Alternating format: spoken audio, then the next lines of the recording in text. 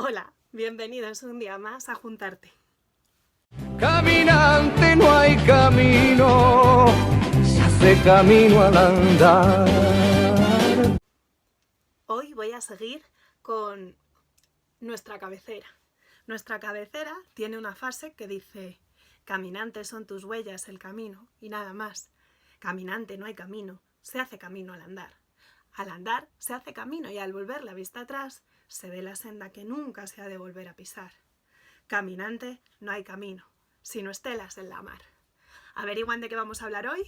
Sí, hoy en Juntarte vamos a ver la literatura. Bueno, pues para empezar, como todos los días vamos a intentar definir qué es la literatura. El problema es que la literatura es muy difícil de definir. ¿Por qué? Porque, bueno, definir en sí no es difícil. Al final la literatura es la comunicación mediante la expresión verbal, es decir, utilizando las palabras. Lo más habitual es que lo utilicemos con la palabra escrita, literatura por escrito, pero en el principio la literatura era oratura, es decir, se transmitía oralmente. Piensen en el Mester de Juglaría y de Clerecía, por ejemplo, sobre todo el de Juglaría se transmitía de viva voz. De hecho, conservamos muchos de esos textos porque a día de hoy se siguen recitando. Esto además es muy importante y tenemos que agradecérselo a toda la gente que se encarga de preservarlo. Pero a día de hoy, cuando hablamos de literatura, normalmente nos solemos centrar en la palabra escrita. Y ahí es donde entra el problema, y es que de toda la literatura que tenemos escrita, hay gente que considera que alguna es más literatura y otra es menos, por el uso de las figuras retóricas, por el uso que hace de las palabras, por todas esas cosas. Al final es un objeto de estudio muy amplio que abarca, pues eso, la expresión verbal, la que utiliza los verbos.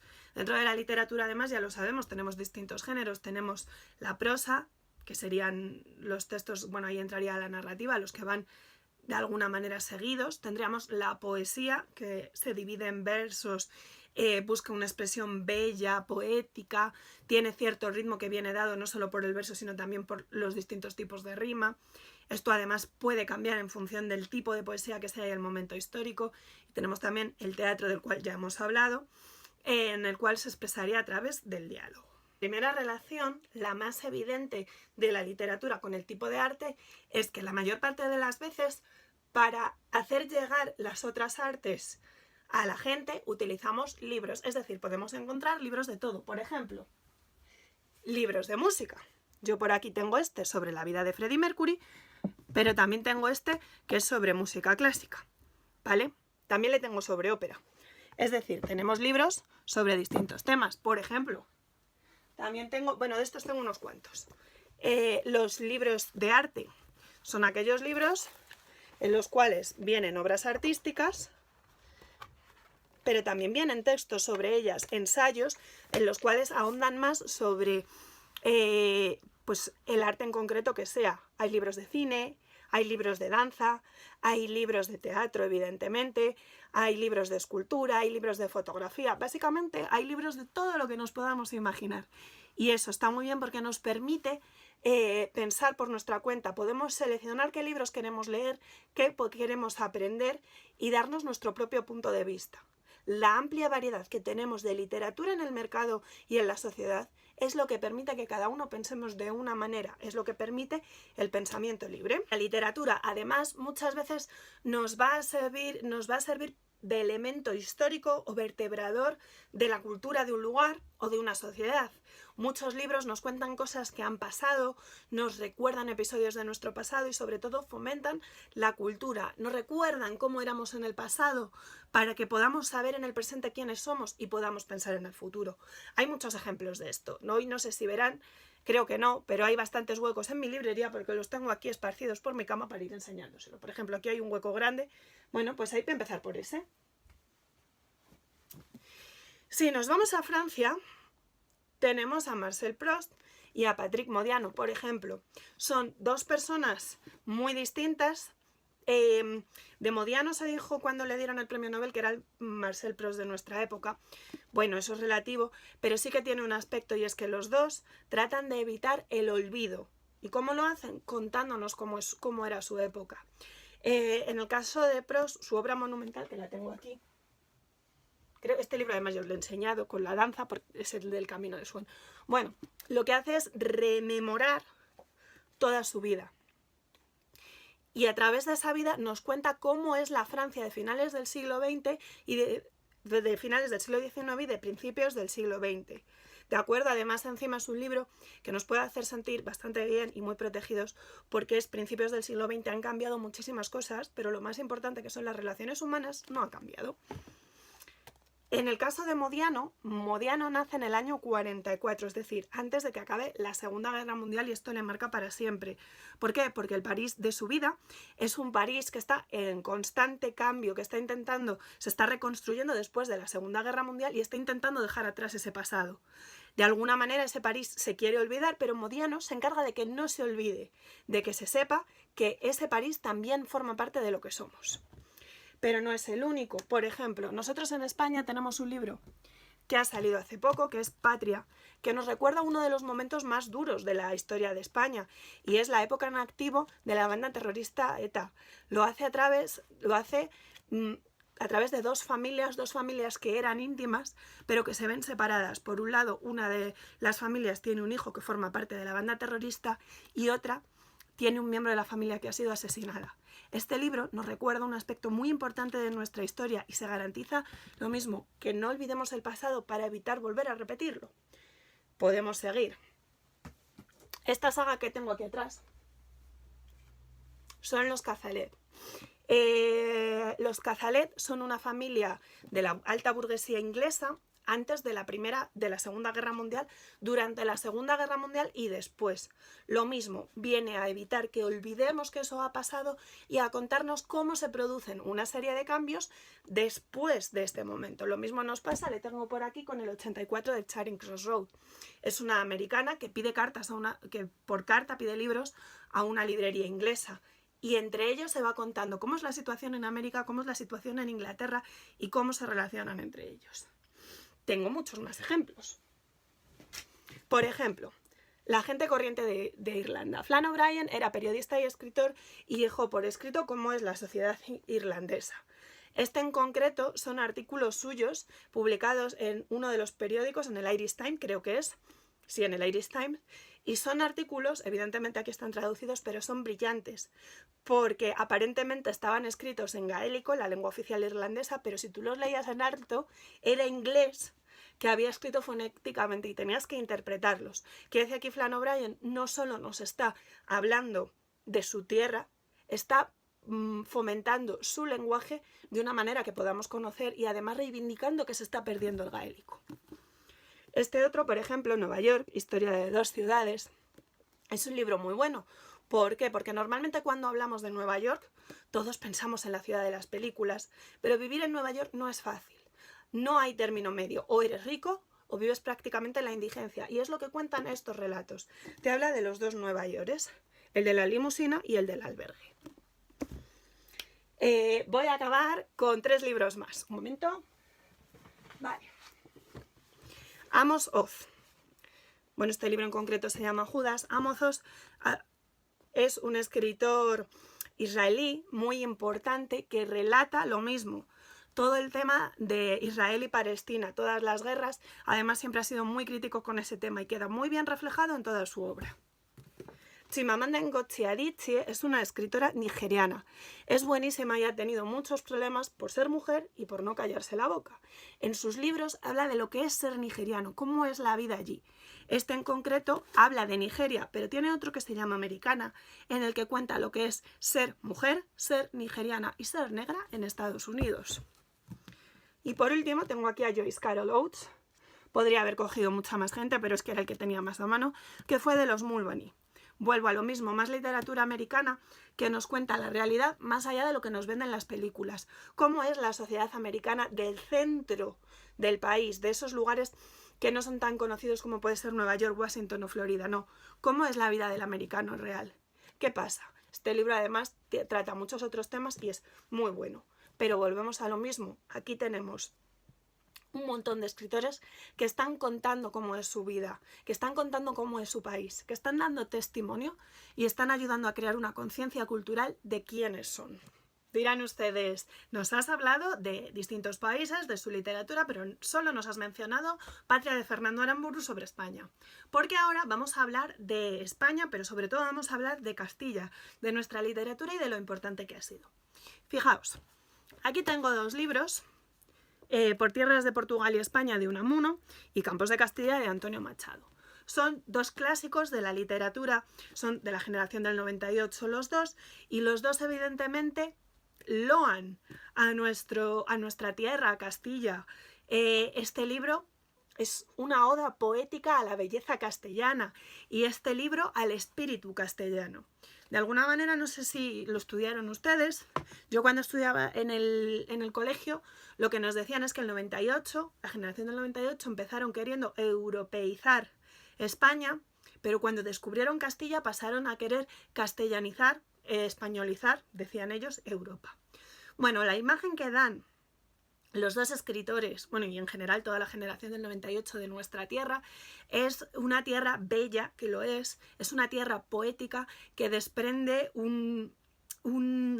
una fuerza colosal. Esto lo dice también Sorolla cuando pinta ese cuadro del que les hablé, Castilla la fiesta del pan, e irónicamente es de la misma época. De hecho, a ellos hay retratos tanto de Unamuno como de Machado pintados por Sorolla.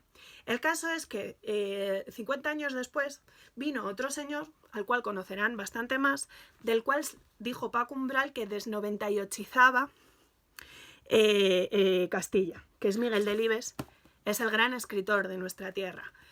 Bueno, voy a aclarar primero este punto. Yo no creo que Delibes desnoventaiochice, es decir, que le quite esa poética a nuestra tierra, porque él cuando describe la tierra es igual de poético que lo eran ellos. El problema es que Delibes sí es castellano, sí lo ha sido toda su vida y toda su vida ha observado que evidentemente tenemos una tierra preciosa, histórica y muy bella, pero que la vida en ella no es fácil y que además estamos de alguna manera olvidados. La gente, pues este tema que ahora está tan de moda, la España vacía, Delibes hace 50 años ya hablaba de ello.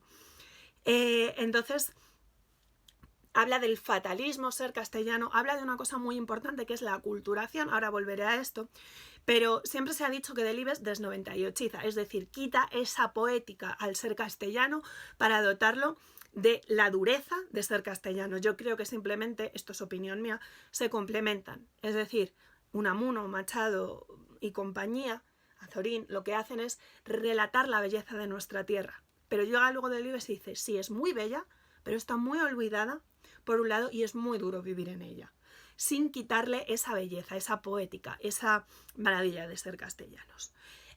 Hablando de Delibes, además, vamos a hablar de varias cosas. Evidentemente voy a comentar, por eso le tengo aquí. Bueno, voy a empezar por las ratas. Las ratas es Delibes, era periodista. Bueno, es mucho más complicado hablar de su formación, pero bueno, él escribía en el norte de Castilla, fue periodista mucho tiempo y sufrió la censura cuando hablaba del campo castellano. ¿Qué pasaba? Que lo que como periodista le censuraban, como novelista no. Y ese es el fruto de esta pequeña obra que se llama Las ratas, que trata sobre la pobreza de Castilla. Castilla ha sido a grandes rasgos un personaje más, un elemento muy importante en su obra. Siempre ha tratado de lo que conocía, lo ha descrito, lo ha contado y lo ha denunciado. Eso, Delibes siempre ha hablado de nuestra tierra. A finales de los 70 le pidieron que escribiera un libro sobre Castilla, un libro teórico en el que hablase de lo que era ser castellano, de cómo era la tierra de Castilla y demás, y él le dijo a su editor que él no era una persona de ideas, él no era un filósofo, él no era un pensador, que él hablaba de lo que conocía, de lo humilde, de lo pequeño, de lo que observaba. Aún así accedió a escribirlo. Este volumen se llama Castilla, los castellanos y lo castellano, y en este libro Delibes va desglosando distintos aspectos de ser castellano y los va ilustrando con fragmentos de las novelas que había escrito hasta entonces. Hay un momento en el que habla de la cultura y dice que los castellanos no compartimos una cultura común por un motivo muy importante, y es el éxodo rural. La mayor parte de nuestras tradiciones, esto ya lo hemos hablado con la danza, provienen de los pueblos, porque Castilla siempre ha sido una región rural. Es una cultura muy rica y muy valiosa que está basada en el campo, en el día a día, en las cosechas, en la tradición. El problema es que en el momento del éxodo rural ocurren 2 cosas. 1, que la gente de la ciudad desdeña lo rural, y 2, que la gente de los pueblos, mucha de ella, para evitar esa diferenciación por ser del pueblo al final, evita comentarlo. Hay, ya lo dije en su momento, además la gente joven que ya en su mayoría hemos nacido en ciudad, desde luego muchas veces renegamos de ello y es uno de los grandes problemas que tiene nuestra tierra y muchas otras, y que puede llevarnos a tener una pérdida irrecuperable que sería terrible para nosotros, perderíamos quiénes somos y de dónde venimos. Y esto es algo que tenemos que impedir que pase. Dicho esto, Delibes decía que los castellanos no éramos capaces de ponernos de acuerdo en la cultura, que no había nada que nos unificase a todos ni nos identificase. De hecho, él consideraba que el 23 de abril y la fiesta de la comunidad era un intento de aunarnos a todos, de encontrar una identidad cultural castellana, y que no lo hizo. Sin embargo, hay una cosa que sí nos aúna a todos los castellanos, y es que a todos, de pueblo, de ciudad, de campo, de todos los sitios, todos reconocemos la figura de Delibes y lo importante que es para nosotros. Y eso es algo fundamental. Dicho esto, voy a decir, como siempre, que La sombra del ciprés es alargada. Su primera parte está ambientada en Ávila, que habló de Ávila en más libros, no solo en esta, pero en esta Ávila es un personaje más y está muy bien retratada, y que por supuesto yo recomiendo leer toda la obra de Delibes. Dicho esto con Delibes, voy a hacer una transición a la pintura y la literatura, porque Delibes tenía gran amistad con un pintor leonés que se llamaba Bela Zanetti. Bela Zanetti pintaba lo que Delibes escribía, es decir, él pintaba la realidad de Castilla, la realidad del campo, a la gente que luchaba cada día para poder sobrevivir. De esta situación en la cual los dos pensaban lo mismo, de alguna manera se juntaban y surgió una unión entre ellos. ¿Qué ocurre con esto? Bueno, pues para empezar hay un retrato fantástico, creo que está en las Cortes de Delibes, hecho por Zanetti, pero además Zanetti ilustró muchas de las portadas de Delibes. Ahora yo considero que deberían recuperarse, pero como a mí yo no tengo nada que ver en esto, pues no me van a hacer caso. El caso es que ahí tenemos una primera vinculación, y es esa, el hecho de que cuando hablas de lo mismo te puede unir con la gente. Esta vinculación de literatura y pintura es algo bastante más habitual. Por ejemplo, el pintor abulense Albano hace unos años llevó a cabo una exposición en la Biblioteca Pública de aquí de Ávila con textos de José María Muñoz Quirós, que él había ilustrado. Albano además suele nutrirse mucho de la literatura, con lo cual muchas veces esa literatura está mucho más presente en el arte de lo que pensamos.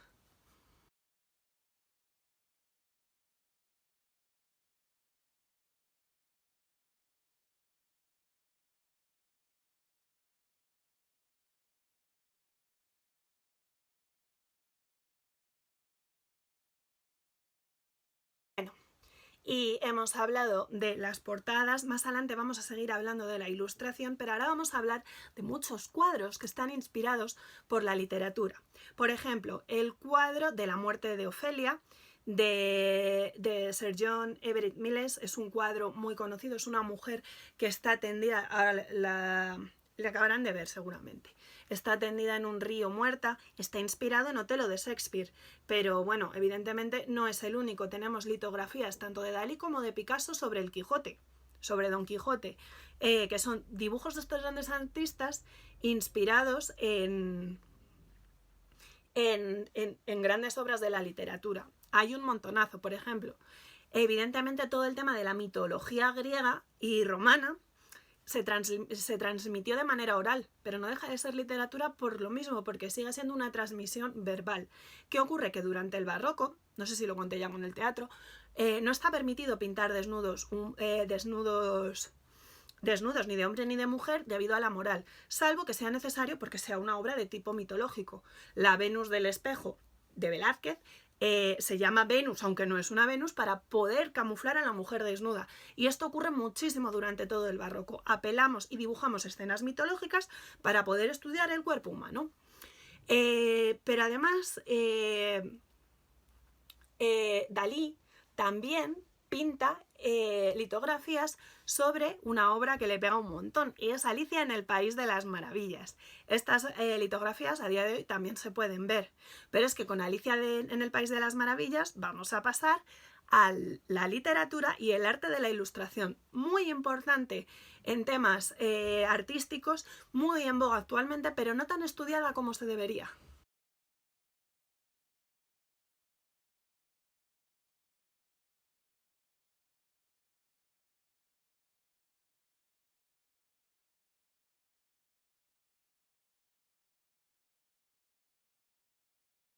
Aquí tengo mi edición de Alicia en el País de las Maravillas. Podéis ver la portada aquí, ¿vale? Alicia y el conejo. Es una edición que incluye las dos obras y que, lo más importante, tiene las ilustraciones originales de John Tenniel, ¿vale? Estas ilustraciones son muy típicas. Hay vajillas enteras con estas ilustraciones, hay postales, hay camisetas. La imagen de Alicia en el País de las Maravillas y sus ilustraciones originales del siglo XIX son una de las obras más repetidas a lo largo de la historia, vamos, desde el siglo XIX, y se tienen muy en cuenta y son un punto de partida muy importante cuando estudiamos el tema de la ilustración. Lo que pasa es que a día de hoy, si hablamos de ilustración, evidentemente tenemos grandes ilustradores, ahora se está extendiendo más a las personas adultas, pero sobre todo el mundo de la ilustración de la literatura destaca por los libros infantiles. Por ejemplo, voy a hablarles brevemente de Hervé Tullier. Es un artista francés que mezcla arte y literatura. Sus libros en sí, de hecho, son pequeñas piezas de arte y él da cursos de creatividad para niños. Entonces sus libros tienen poco texto y piden mucho el uso de la imaginación. Entonces él lo va contando, los pinta y los ilustra él mismo y ahora mismo son todo un clásico en la literatura infantil. Pero mi libro favorito ilustrado, de hecho hace unos años hice un trabajo sobre él, es este. Se titula Soy un artista y en él tenemos a este pequeño niño del cual no sabemos su nombre, que él se siente un verdadero artista, pero su madre no lo reconoce. Entonces, a través de un monólogo interior, va explicando por qué es un artista. El tema es que las ilustraciones tienen un montonazo de referencias artísticas que mucha gente puede pasar por alto y no conocer. Por ejemplo, en la primera página ya encontramos dos. La primera es que el niño lleva la camiseta de rayas azules típica con la que siempre identificamos a Picasso y se está pintando un bigotito tipo Dalí. ¿Vale? En la primera ya encontramos esculturas móviles del tipo de las que hace Alexander Calder. Y aquí vemos bien al niño con la camiseta de rayas y el bigotillo. Encontramos muchas más cosas, sus obras. Por ejemplo, aquí nos habla del arte conceptual. Entonces dice, donde yo veo la soledad de la zanahoria abandonada, mi madre ve la cena inacabada. Nos está dando esta pista. Encontramos también, por ejemplo, referencias a Yves Klein. Estas son sus obras, Azul 10, Azul 11, Azul 12. Esto era muy típico en Klein. Encontramos referencia al land art, al arte que se hace directamente con la naturaleza. Aquí más, de hecho. Entonces, es más móviles de Calder. Bueno, pues un poco trabaja muchas cosas, ¿vale? Y se pueden ver todas en este pequeño homenaje en realidad a la historia del arte, que es Soy un artista. También vamos a encontrar literatura que habla de arte. Es decir, nosotros hemos estado hablando ya hemos hablado de cuadros inspirados en obras de literatura, hemos hablado de la ilustración, que es muy importante, pero os voy a hablar también de los libros que están inspirados por el arte. Estos libros normalmente nos suponen un poco de estrés. ¿Por qué? Porque el más famoso es Dan Brown, que no siempre respeta o suele interpretar o solo coge informaciones parciales en términos artísticos, pero es muy habitual encontrarnos con thrillers inspirados o libros inspirados por cuadros. Por ejemplo, todas las sagas de Dan Brown guardan relación con cuadros reales. El Jilguero, que es este libro que tengo aquí, está inspirado por un cuadro muy pequeñito y es una obra en la cual se inventa toda una historia en torno a un cuadro. Luego tenemos una serie de novelas también de thriller artístico que son muy buenas pero están descatalogadas. Es la serie de Jonathan Argyll de Ian Pearce, que son thrillers, son historias policíacas relacionadas con el arte muy bien documentadas, y se podría decir que la historia del arte en la literatura, los libros relacionados con misterios sobre historia del arte, también son un género en sí mismos.